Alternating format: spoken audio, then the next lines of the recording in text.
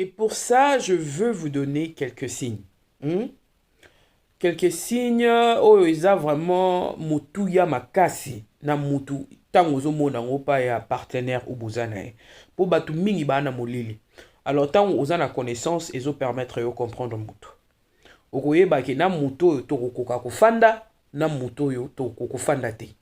Na place wala kutu donc oui c'est vrai to ta prière mais yo mo na bon moto déjà au sociali parce que batumi ba na kati confusion. Ne na lobi manque ya connaissance. Point numéro 1. Alors makambo na koyebisa bino etali ka makambo etali désaccord. Au moins na kati libala. Ndenge na yebisa bino na vidéo mo boykala. Eza te kaka olobake tosali inane biso ngana mwasi nanga tosonaka te deza yango tozaka na biso bie ba problème ezaka te to na biso kimia. Donc soki bozaka na niveau ke bozalaka kimia eloko ezalaka te problème ezalaka te. Bon, quelque part il faut aussi s'inquiéter pour te dire que film eza na mulai. Po tango désaccord ekobima oyebite bilongi ni omona kuna. Modus operandi nini okomona oyo ya mobali to ya mwasi na oyebi te parce que mutu nyonso ana façon na ye oyo agisaka pendant le désaccord. Désaccord ni koloba nini? Donc bato mibale baza bisika moko face à certaines réalités, voilà oyo esengeli ta mosusu kozwa ba décision, esengeli ta mosusu komona ndenge nini ya ko avancer na kati ya likambango, alors mutu na mutu akomi na vision na ndenge esengeli ezalela. O muswa lingaka baloba na ye boye te, o muswa lingaka basala boye, o muswa lingaka basala boye. Mbongo eza awa siko tokosala ndenge nini, décision nini tokozwa pour que tokoka ko avancer. D'où esengeli na batu bazala na même vision ou alors bazala na tolérance. Alors signe numéro 1 na kati ya désaccord tango yo na partenaire na bokutani okokutana na mutu moko oyo face ya désaccord, face ya ba conflit alinga lisolo te. Donc bokozala asali likambo boye o monike asali likambo oyo esepelisi yo te façon répondre yo makambo asali tango musu asali ingérence ya bato bakoti na kati ya couple na bino yo tango tali osepeli nango te omoni modus operandi oyo façon oyo mutu oyo azomemela makambo oyo nga na osepela nango te et mutu wana pe a remarqué que yo pe partenaire no a remarqué que yo pe oza na esengo te. Alors, yé à son tour, yo mutu oyo oza prêt à dialogue, ozo luka dialogue pour bo solo la par rapport à ba acte oyo yé a posaki. Oko remarquer que partenaire na yo alinga dialogue te. Point numéro 1. Alingaka dialogue te alinga li solo te. Ndeko nanga soko kutani na mobali to mwasi oyo alinga li solo te tango bozwi ba conflit alingi dialogue te. Il faut déjà ozongisa makolo mibale na sima o banotala parce que mutu normal mutu oyo aza normal o alinga vivre vie na kimia tango désaccord eye bolobani makambo ta musu boswanaki ta musu bowela likamoko boye esengeli boluka moma moko ya kimia. Voilà bofanda bino mibale bosala nini bosolola. Alors, esengeli bosolola po bobongisa par rapport à makambo oyo ekomela ebino. Mais oko remarquer que oyo alinga lisolo te. Donc problème à tailler, vous continuez comme ça sans pour autant que bofanda bosolo. C'est quelque chose de suspect. Alors, ce qui quand même au réussir ko fandi sainase pour que bosanini bosolo là, okomona akozala trop émotionné. Bémotion ekozala makasi. Par exemple, agitation, kanda. Donc, au mona ke oso ana mutu moko aza déjà na colère. Donc, aobangisa o. Donc, tant ozo ya poso na likambo, yo moko mda ko trembler. Ozo ebate ekosuke la bino ndengeni.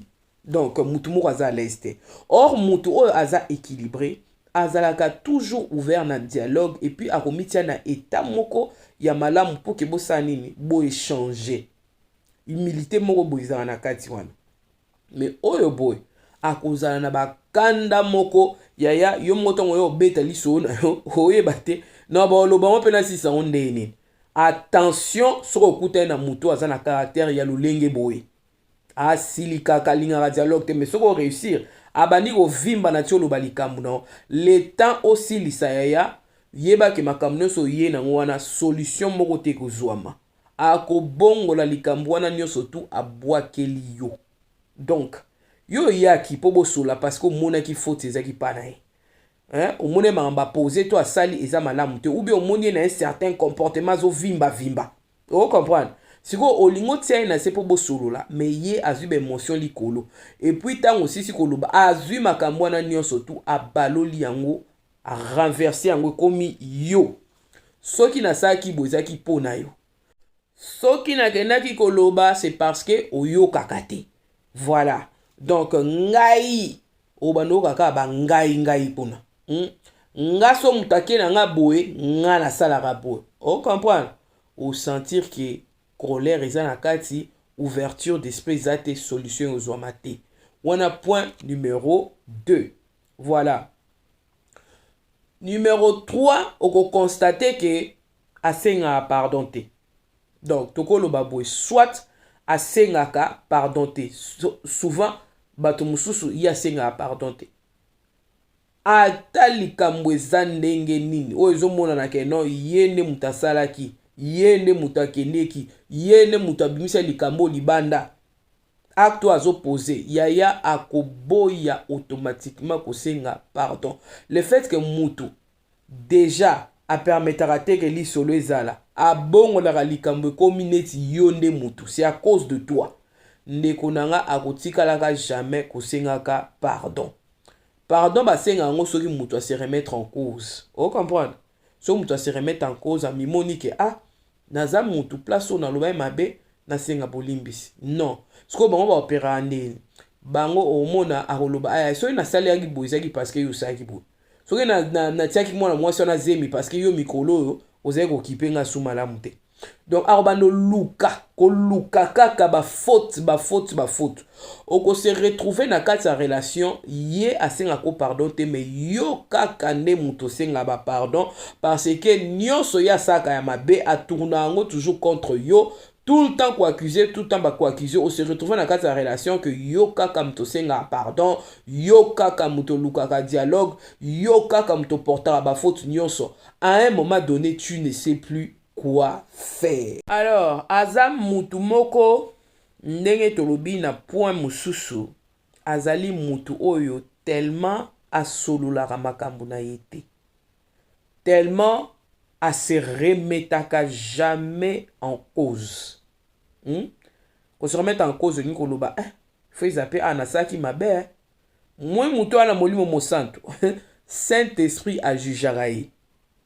C'est que mon langage no place aux avez impoli oloba e bien te oyo que ça qui est passé donc des années faut senga pardon okondima que Saint-Esprit juge au comprendre ngo ba benga ngo conscience alors ozongi pa moto senge bolimbisi mais ye lokola asala ke loko wana te biaya disole ozalate alors point mususu ezaki aza mutu moko tellement régla ba conflit na ita sala ndemi ba conflit na ye a régla ngo par des cadeaux à cause abimi akia sombelo téléphone ata tika ki ozoko vimba na lokola nini oyo pata levire et sauter tina mabele. Donc il s'en fout, lui quand il revient il te donne des cadeaux, il te donne l'argent, il s'attend que voilà makambwana nyonso esa nini et si là il y a ko se remettre jamais en cause mais tant apesi yo cadeau wana likambwana si là asombelo voiture likambwana si là asombelo ndako likamone sila so likamone continue ya yo kopese kanda et puis a régler makambu na ye na kosala bolingo biomo boyebi SEXE wana na koloba ngo te potalaka donc ye soki ekomi kaka problème donc mbanga luko na butu sans kosolola sans nini bosangisaka nzoto pona eso osangisi nzoto likambo esili et pourtant conflit ba réglango na osangisa nzoto te ba réglango na ba cadeau te eza likambo masolo kosolola faute ezalaki ya nani pour que mutu wana bongisere mbala sima esalema te ozomona ye ya ye esilelaka na bambongo na ba cadeau asombaka ba moral batu na ko luka kosala nini kosangisa nzoto nde place na ye solution emonanelaka place wana mpo na ye ayebi ke non tofandaka na biso bien toa na problème te okomona okose retrouve na kati ya relation banda bolingana 10 ans nanu botikala kosolola likambo ya conflit te makambo nyonso etondela yo kaka na motema okoma na kobanga kokende kotuna ye mpo oyebi ke soki olobi na ye akobongola nyonso ekokoma nango yo nde kaka yo ye asala ane elongo moko te yo luka noka baproblème yo mosala noka koluka baproblème nga nasali nini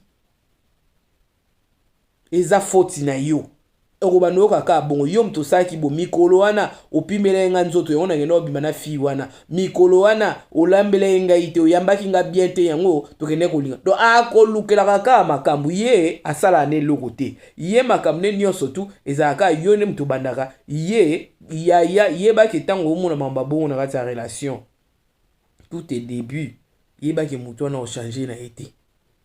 Quand vous êtes en désaccord avec quelqu'un il faut savoir bien regarder le comportement des gens. Nzambe atindaka mopepe sika nyonso balobi ke bolingo eza mopepe yaka po ya kolakisa ba comportement bato mingi si bamoni me bana courage te ya koagir. Point mosusu ezali ke asololaka te alingaka kosolola te alingaka kobongisa makambo na ndako te me okosutuka baconflit na bino esi ekendaki pa mama bokilo ba conflit na bino esi ebime pa ba grande sœur na bango ba camarade na bino nyonso si bayebi me bino mibale na ndako bokoka kosolola te bokoka kotia likambo na mesa te andimaka jamais faute na ye ntango oke kuna okobeta lisolo ke faute eza ya yo me awa na ndako bosololaka te alingaka dialogue te il ne se remet ou alors elle ne se remet jamais en question asenga pardon te nyonso eza kaka yo akobandaka kofunda yo kofunda oremarke ke baccusation ekozala makasi moto aliboso amemaka likambo libanda ezalaka ye mpo moto aza équilibré alukaka nanu bino mibale bosolo na kati ya ndako mpe botrouve solution me soki omoni oza na moto moko oke ye kaka moto amemaka makambo libanda keba